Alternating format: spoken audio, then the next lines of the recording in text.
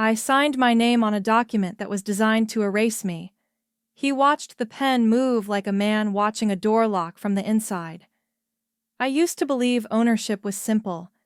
You earn, you inherit, you protect. Marriage taught me how easily men confuse proximity with entitlement. My penthouse sat above the city like a held breath.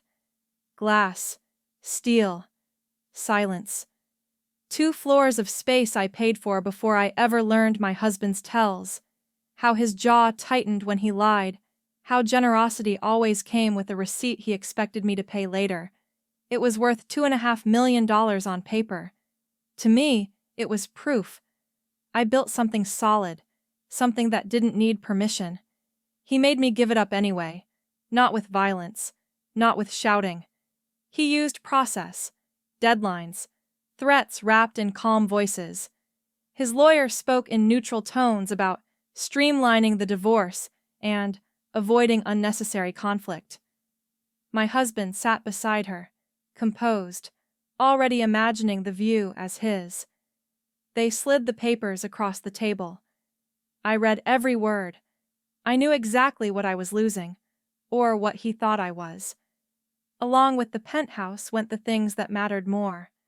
My mother's watch, paintings she made with her own hands, a letter she wrote when she was dying, her handwriting already unsteady, telling me never to let anyone dim my light. I'd inherited money, yes, but those were the inheritance. The proof of where I came from, the spine behind the art. He took them like trophies. Architecture saved me long before it betrayed me. I chose it because art needed structure, because beauty without backbone collapses. By my early 30s, I had a career people respected, clients who trusted me, and a life quiet enough to hear myself think. Solitude wasn't loneliness. It was discipline. Then my mother died. Grief has a way of softening edges you spent years sharpening. I let mine down just enough for Marcus to step in. He admired me, publicly, loudly. He said all the right things about my work, my mind, my independence. He talked about ambition as if it were a shared language, not a hunger he planned to feed on. I mistook his attention for alignment. Loneliness will do that. It makes need look like love. Marcus didn't fall in love with me. He attached. There's a difference. One is mutual recognition. The other is acquisition. I confused his interest with depth. He confused my stability with opportunity. By the time I realized the imbalance, it was already named marriage. The unraveling didn't start with betrayal. It started with erosion. Small comments, subtle redirections, suggestions framed as concern. Let me handle that. You don't need to worry. I'll take care of it. Men like him don't steal all at once. They convince you it's easier to let go. When the marriage began to fail, quietly, then all at once, I was already carrying years of weight that wasn't mine. Emotional labor, financial rescue, reputation management. I had been building a life with one hand while propping him up with the other. He never noticed. Men like Marcus rarely do. They assume the ground is stable because it's always been there. The lawyer was the first crack in his certainty. Irony has a precise sense of timing. She was his, paid by him, confident in his version of events. Until she wasn't. She asked questions he hadn't prepared for, requested documents he didn't think mattered, paused a second too long over a clause he told her not to worry about. I watched realization dawn on her face. Not empathy, not allegiance, just professional clarity. She looked at him differently after that. It didn't save the marriage. That was already dead. But it exposed him. Not to me. I'd already done the math. But to himself. To the idea that the woman he'd underestimated had not only built a life, but knew exactly how to dismantle anything that threatened it. Long before pen touched paper, I had decided something. I would not lose myself again. Not to love. Not to fear. Not to a man who mistook my composure for weakness. The documents he forced me to sign were real. The losses were real. The humiliation was real. I won't soften that for anyone's comfort. There is nothing noble about being coerced into surrender. But there is clarity in it. When you are stripped down to essentials, you see what survives. My mother's voice survived. My discipline survived. My memory survived. And memory is dangerous when paired with patience. Marcus thought destruction was loud, explosive, final. He never understood architecture at all. He never understood that the same woman who can design a structure to withstand pressure also knows exactly where to place stress to bring something down, quietly, legally, and beyond repair. I walked out of that penthouse without looking back. Not because it didn't matter, because I knew something he didn't. This wasn't the end of the story. It was the point where I stopped being cooperative. People assume the worst moment is when you lose everything. It isn't. The worst moment is when you realize how long you were being studied. Marcus watched me the way weak men watch capable women. Not to learn, only to extract. He paid attention to my habits, my silences, the way I handled pressure. He thought he was mapping me. What he never understood was that I had been mapping him the entire time, without effort, without emotion. You learn patterns when you build structures. You notice stress points. You learn what fails first. After the papers were signed, he became generous with his confidence. He believed the story was over. Men like him always do. They think victory is a signature instead of a sequence. He told people I had folded gracefully. He said I was too emotional for a long fight. He implied he'd been merciful. I let him talk. I moved into a temporary apartment with bare walls and borrowed furniture. The quiet there was different, less polished, more honest. I slept better. I stopped rehearsing conversations that would never happen. I started taking inventory, not of what I'd lost, of what remained. My career hadn't vanished. My reputation was intact. My name still opened doors, even if my keys no longer did. Clients didn't ask questions. They never do when a woman stays composed. Composure confuses people who expect collapse. At night, I reread my mother's letter. I'd memorized it years ago, but memory isn't the same as contact. Her words reminded me of something Marcus never grasped. Inheritance isn't about possession. It's about orientation. It tells you which way is forward. He thought taking my heirlooms would weaken me. What it did was remove distractions. Grief has a second phase no one warns you about. After the shock fades, after the anger burns clean, there's a narrowing, a sharpening. You stop asking why and start asking how. How did this happen? How did he move money without triggering alarms? How did he think I wouldn't notice patterns I designed for a living? Answers came quickly once I stopped pretending I wanted reconciliation. I reviewed everything: emails, trust structures, old drafts of agreements he'd rushed me through. I wasn't emotional about it. Emotion is inefficient. I was precise, detached, surgical. That's when I understood the scale of his mistake. Marcus believed my strength was visible, my job title, my income, my confidence in a room. He never saw the quieter discipline underneath, the one that doesn't announce itself, the one that waits. He underestimated the woman who spent her life calculating load distribution, who knew exactly how much weight a structure could bear before failure, and how to make that failure look like inevitability. I didn't rush. Rushing is how men like him end up exposed. I let time do some of the work. I let him relax. Let him spend. Let him talk. There's a moment when people reveal themselves most clearly, when they think they've already won. Marcus was generous in that phase. Careless, almost joyful. He started telling the truth without realizing it was evidence. And I listened. Not because I missed him, not because I wanted closure, because every structure has a hidden blueprint, and I was finally holding his. By the time he realized I was no longer reacting, no longer angry, no longer pleading, it was already too late. He mistook my silence for defeat. It was something else entirely. Silence, when chosen, is not absence. It's preparation. And I was done being cooperative. Men like Marcus believe power announces itself. They think leverage comes with noise.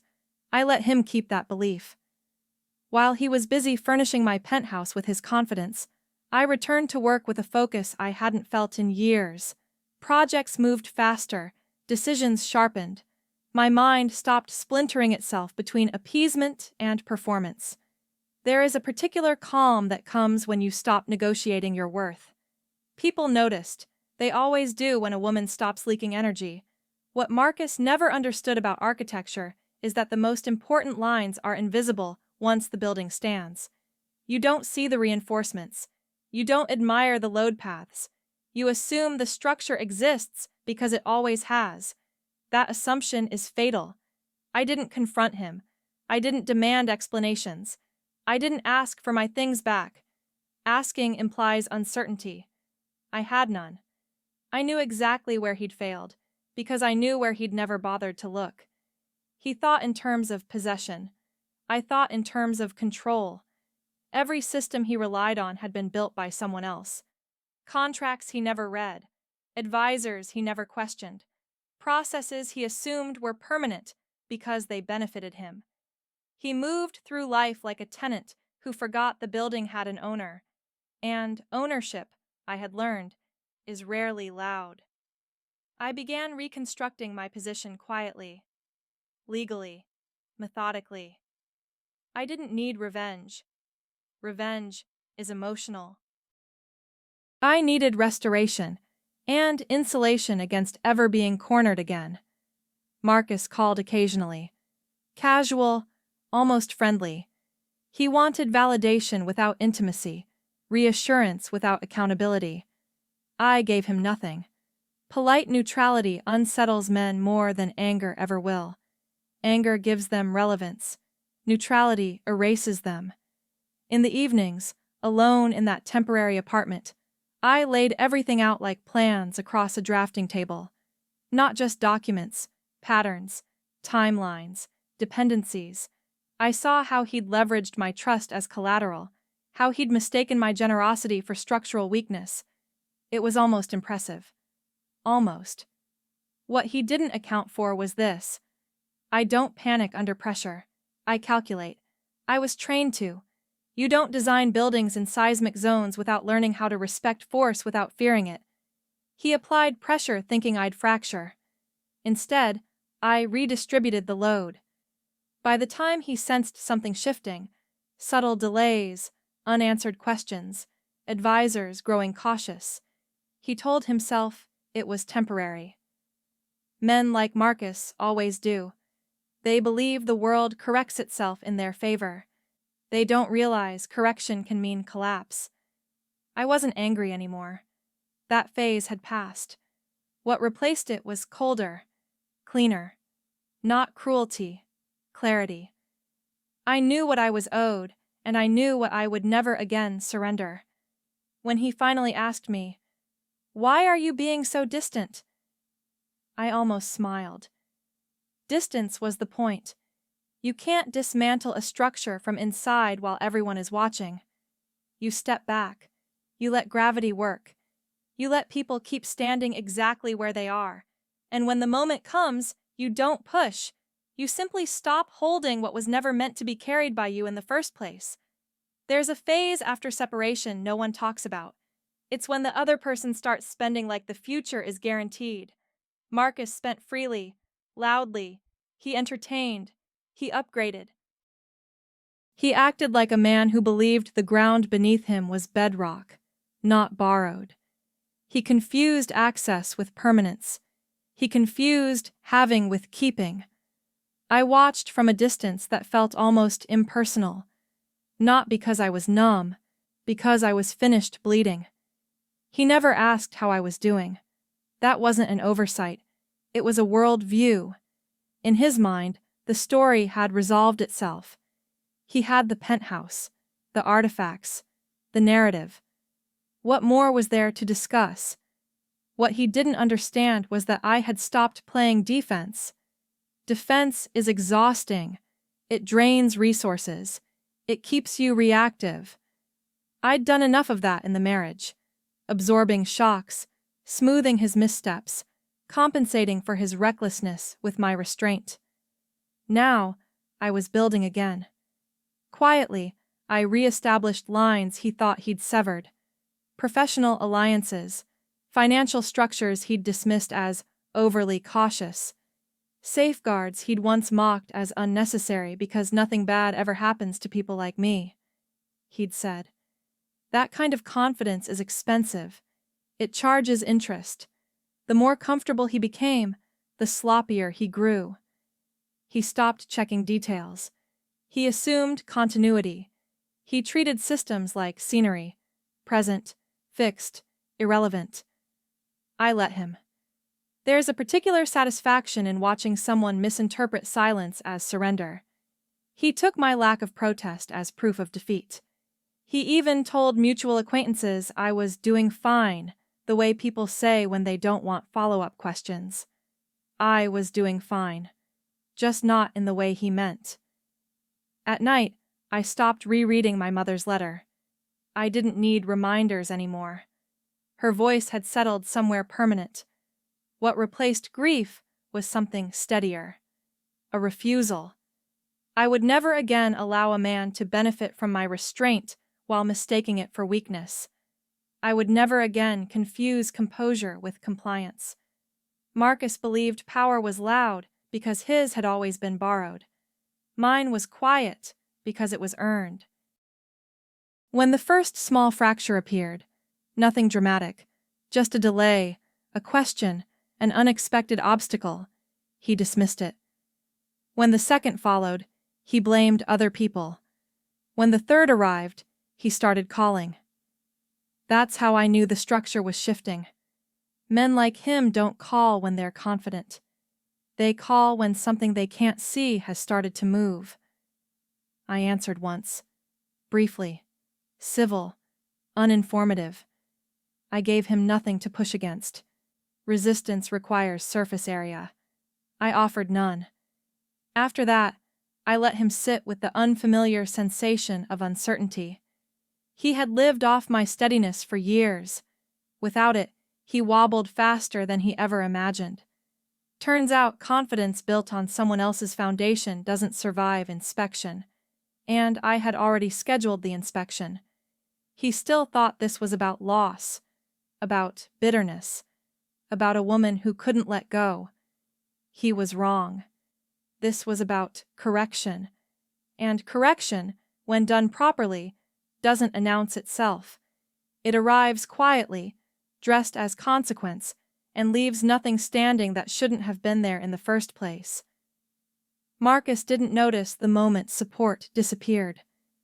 That's the thing about borrowed strength. It feels permanent until it isn't.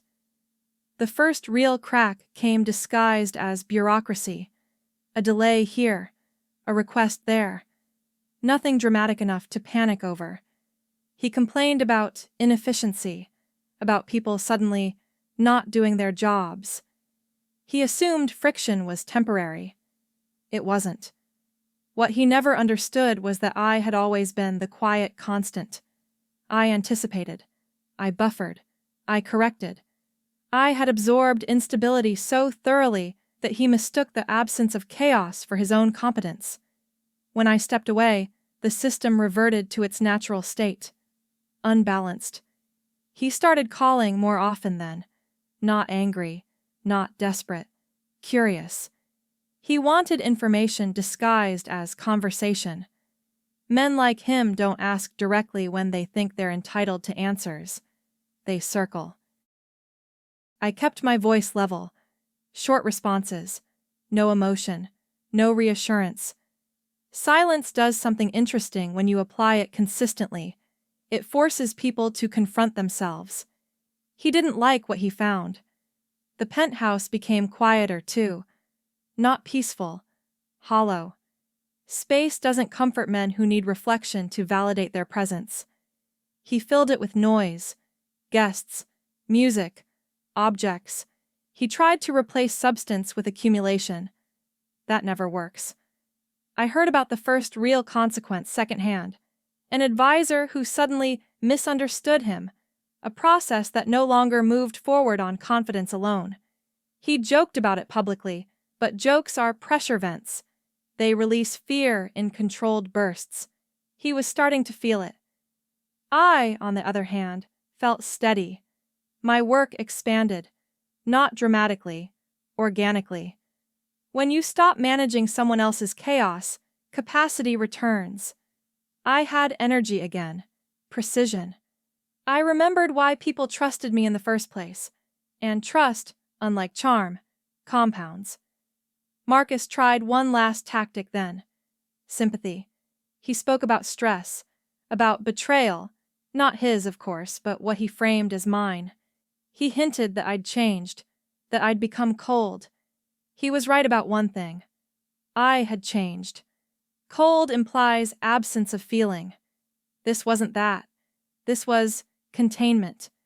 I had learned to hold emotion without letting it drive. I had learned the cost of warmth without boundaries. I didn't argue. I didn't defend myself. I didn't correct his version of events. I let him keep it. People who lie to themselves need consistency more than truth. Gravity doesn't negotiate. It doesn't announce. It simply pulls. And once I stopped holding him up, financially, emotionally, structurally, gravity did exactly what it's designed to do. He still didn't see it coming. Men rarely do when collapse isn't loud. But I felt it. The shift, the inevitability, the quiet alignment of cause and effect. This wasn't revenge. It was release. I had removed my weight from a structure that never deserved my support. What fell after that wasn't my responsibility. It was his. Collapse is rarely cinematic. It doesn't arrive with noise or witnesses. It arrives as realization. Marcus didn't call me when the floor first shifted. He called when he finally looked down and understood there was nothing beneath him anymore. His voice was different then, measured, careful, stripped of its usual certainty. He wasn't asking for help. Not yet. He was testing reality. I let it speak for itself. By that point, consequences were no longer abstract. They had names, deadlines, numbers that didn't bend because he believed they should. Systems don't respond to charm. They respond to accuracy. He accused others of betrayal first. Advisors, partners. Incompetent people, he said, as if competence had ever been his currency. He never once considered that the constant variable, the quiet correction, the unseen reinforcement, had been me. That's the danger of being reliable. People forget you're choosing to be. The penthouse, once his proof of victory, became a liability. Space magnifies instability. Silence turns inward. He filled rooms with sound, but the echo remained. You can't drown out consequence. It waits. When he finally asked me, directly, "Did you do this?" I paused, not for effect, but because the question itself was flawed. This wasn't something I did. It was something I stopped doing. I didn't interfere, I told him. True, precise, devastating in its neutrality. He didn't like that answer. Men like Marcus need villains. They need intention they can argue with, confront, dismantle. What they can't stand is absence, withdrawal, the quiet removal of support they assumed was structural. His voice tightened. He tried anger, then reason, then nostalgia. Each one failed for the same reason. They all assumed access. Access was gone. I didn't feel triumphant. That's important to say. There was no rush, no satisfaction. Just alignment. Things returning to their proper places. Weight redistributed. Balance restored. I thought of my mother then, not with grief, but with recognition. She had known this kind of man. She had warned me, gently, without names. She believed in clarity over confrontation, in stepping away instead of tearing down. Marcus mistook my restraint for weakness because he needed me to. Without that belief, he would have had to see himself clearly much sooner. By the time he did, it was too late to renegotiate the past. The structure had failed inspection, and I was no longer inside it. After the calls ended, there was a stretch of quiet so complete it felt deliberate. Not peace, resolution. Marcus didn't disappear overnight. Men like him linger. They circle ruins, trying to remember where the doors used to be. But his presence in my life thinned until it was theoretical. A name that no longer required response. A past tense that no longer asked to be explained. That was when the real reckoning began. Not his, mine. When you spend years stabilizing someone else, you don't immediately know what to do with the space that opens when you stop. Freedom is disorienting if you've been carrying weight long enough to forget your natural posture. I didn't rush to fill it. I worked. I walked. I let mornings arrive without urgency. I rebuilt routines that didn't require permission or negotiation. I paid attention to what felt solid and what felt performative. The difference was clearer now. I reclaimed my things slowly. Not the penthouse. Structures can be replaced. But the lineage. The meaning. The parts of my life that existed before Marcus ever learned my name. Some objects came back through legal channels. Some through quiet returns. Some were gone for good. Loss doesn't disappear just because justice shows up late. But I carried it differently now. There was a moment, unexpected, ordinary, when I understood the full shape of what I'd survived. I was standing at a drafting table, reviewing plans for a new project. A complex one. High stakes, tight tolerances. I felt calm, focused, exact, unburdened. That was when I knew the marriage hadn't broken me. It had revealed me. Not in the way people mean when they talk about growth through pain. I don't romanticize damage. It clarified my boundaries. Marcus had believed love was access. He was wrong. Love is recognition without consumption, partnership without annexation. Anything else is control wearing a softer name. I no longer confused endurance with virtue, or silence with grace, or compromise with erasure. What remained after him was not bitterness. It was discernment. And discernment is expensive. It costs illusions. It costs fantasies. It costs the comfort of believing effort alone guarantees safety. But it pays well. Because now, when someone stands in front of me and offers admiration, I listen for what's underneath. When they praise my strength, I watch how they respond to it. When they say they need me, I ask myself whether they mean want or require. I don't rescue anymore. I don't stabilize men who refuse to stand. I don't mistake attention for respect. Marcus thought the story ended when he took my penthouse and my heirlooms. He thought loss was subtraction. He never understood the mathematics of release. What I gained was not revenge. It was accuracy. And accuracy, once earned, never leaves you. There's a moment after upheaval when the world expects you to declare something. Victory, healing, closure. People like clean endings. They want a statement they can file away so they don't have to sit with complexity. I gave them none. I didn't reinvent myself. I returned to center. Strength isn't transformation, it's alignment. I moved again, not upward, not outward, but inward. A place that felt proportionate to my life, not designed to impress anyone standing outside it. I chose quiet streets, solid walls, windows that let in morning without demanding attention, space that belonged to me without explanation. The penthouse had been proof once. Now it was just square footage. What mattered was this. Nothing in my life required negotiation anymore. Not my time, not my body, not my work, not my silence. Marcus tried once more to be relevant. A message passed through intermediaries. A question disguised as concern. He wanted acknowledgement, confirmation that he still occupied space in my mind. He didn't. That absence wasn't cruelty. It was accuracy. I had finally placed him where he belonged, outside my interior life. People confuse forgiveness with access. They are not the same. You can release resentment without reopening doors. I forgave him in the way architects forgive bad designs. You study the failure. You correct the principles. You don't rebuild the same structure and hope for a different outcome. Work took on new meaning then, not ambition, integrity.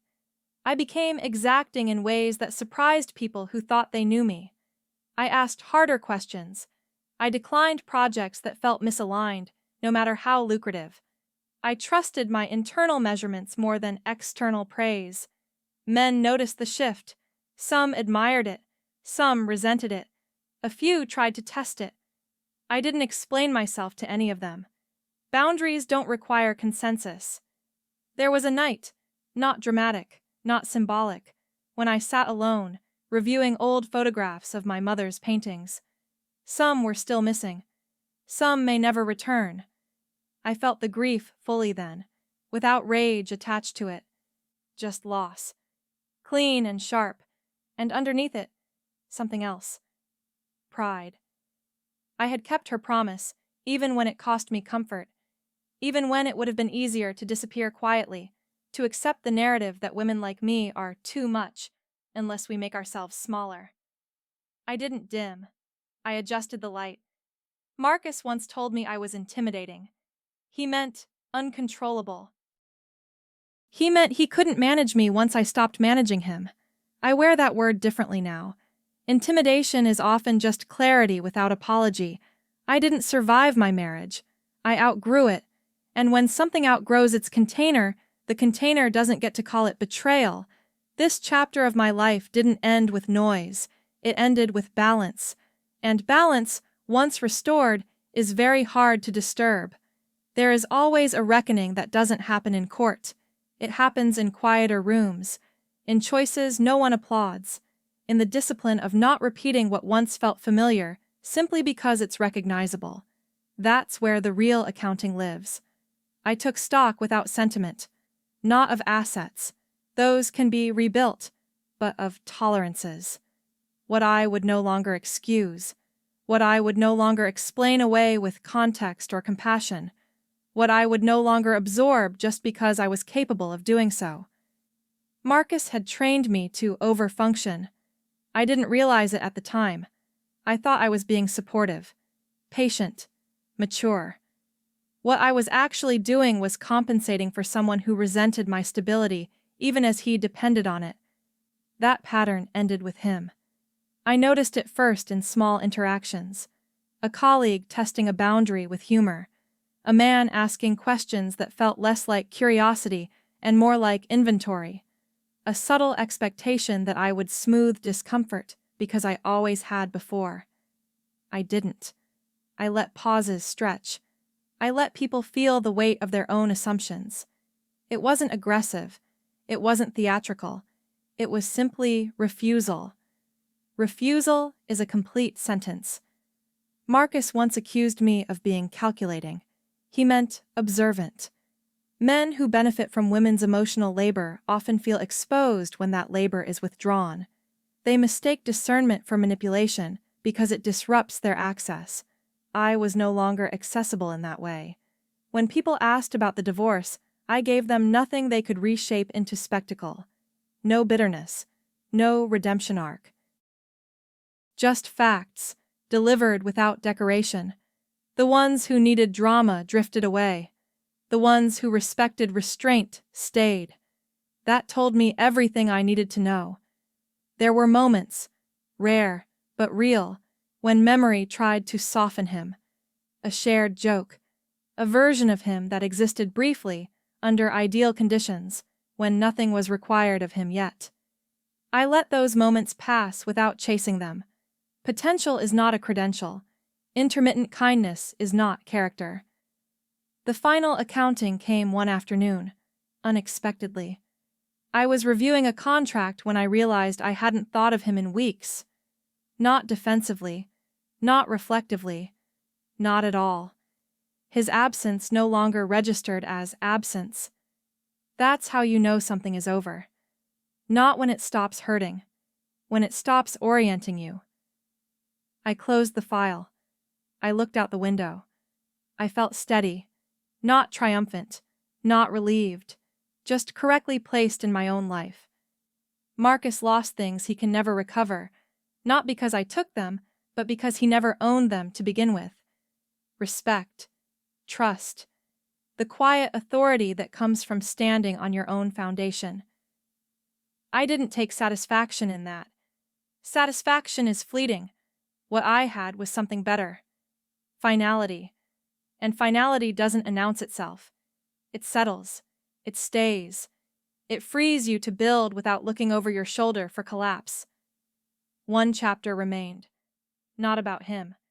About me. People like endings that explain everything retroactively. This isn't that kind of ending. Nothing magical happened after Marcus faded into irrelevance. No sudden joy. No dramatic rebirth. Just continuity. Clean, quiet, earned. My life didn't restart.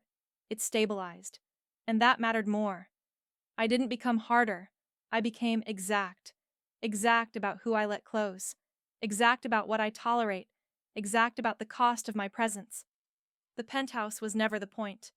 Neither were the heirlooms, though I reclaimed what I could. Objects carry memory, yes, but they are not the source of power. They are reminders. What matters is whether you live in a way that honors them. I do. I still design buildings, structures meant to last, structures that assume pressure, not perfection. I no longer build anything, professional or personal, without redundancy, without exits, without respect for force. That's not fear. That's wisdom. Marcus would say I'm guarded now. He'd be wrong. Guards react. I choose. There's a difference. Love, if it enters my life again, will not ask me to shrink. It will not confuse access with entitlement or need with devotion. It will recognize me without trying to claim me. And if it never comes, I am not lacking. I have solitude that doesn't ache, work that doesn't consume, silence that doesn't threaten. Most of all, I have myself, intact, undiminished, unnegotiated. My mother once wrote that light doesn't beg to be seen. It exists. It endures. It reveals what's real and what was only ever borrowing its glow. Marcus never took my light. He only proved who couldn't stand in it. This is not a story about revenge. It's a story about removal. I removed illusion. I removed obligation. I removed myself from a structure that was never built to hold me. And what remains is solid, not because it's untouched, but because it's finally honest.